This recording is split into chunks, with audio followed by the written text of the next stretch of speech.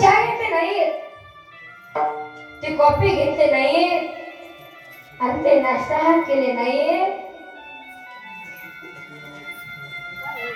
ते तिथेच बसून आहे. आणि तू घे जेवून. काय काय आज माझा जन्मदाता बाप उपाशी आहे,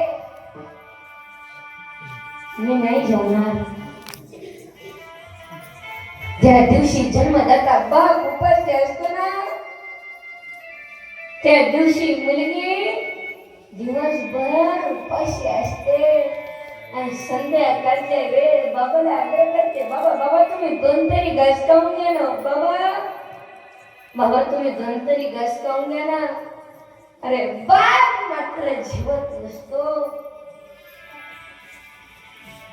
आणि मुलगी म्हणून म्हणून लढत असते.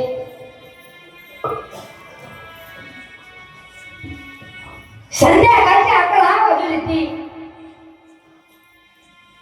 अख्ख्या घराला झोपू देते, आपल्या बापाच्या खोलीत जाते आणि बापाच्या तोंडावरचं पांघरण करते. बाप डोळे म्हणून पाठवतात. काय मुलगी आहे, काळलीस बेटी, काळलीस. बाबा तुमची तब्येत ठीक नाही ना बाबा, बाबा बाबा हात पाय शेकून देऊ का बाबा, बाबा बाबा डोकं दाबून देऊ का बाबा, बाबा बाबा खायला कोण काय देऊ का बाबा, बाबा बाबा डॉक्टरला कोण आणू का बाबा, बाबा अख्ख्या घराची काळजी करते ती मुलगी फक्त. बाबा बाप लढत आहे, कुटुंब बसला, मुलीला कवटाळला, मुलीला विचारलं की का लढता बाबा, का लढता.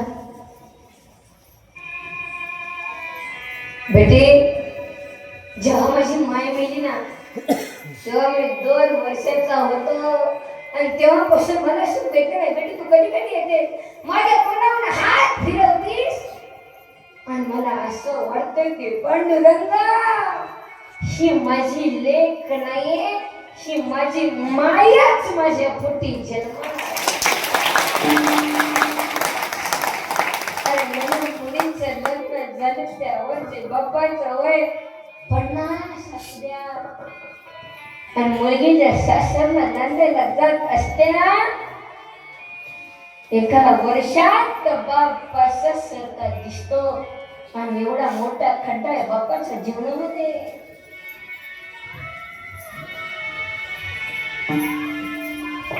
कोणाची बहीण असू द्या, कोणाची लेक असू द्या, कोणाची ताई असू द्या, ज्या वेळेस ती नवरीचे कपडे पदार्पण करते ना, त्यावेळेस तुझा मोठा भाऊ तिच्या पाया पडण्यासाठी खाली वागतो. त्यावेळेस खडखडून मिठी मारते, सांगते दादा येतो बर का दादा, येतो बर का दादा. अरे तो बाप मात्र त्या दादाला सांगते, दादा अरे तुझ्या देशा करतायस, तू जर काम केलं ना दादा अख्खा परिवार जगे, आणि तू जर तुझ्या बायकोचं ऐकून वेगळं झालं ना रे दादा, अख्खा परिवार वरेवर पडेल रे दादा, अख्खा परिवार वरेवर पडेल. तू माझ्या बाबांकडे लक्ष दे. मग जेव्हा ती मुलगी बापाकडे ते बापाला कडकडून मिठी मारते, सांगते बाबा येतो बर का बाबा. अरे तो बाप माझा त्या थांब्याच्या मागं डसा डसा येतो तो बाप. अरे कालच नाही का ज्या बापाला अंदाज भरसा सांभाळ केलं, जे बापा नानाचे मोठे केले, बापाला बोलतो सगळ्याला शिकवलं.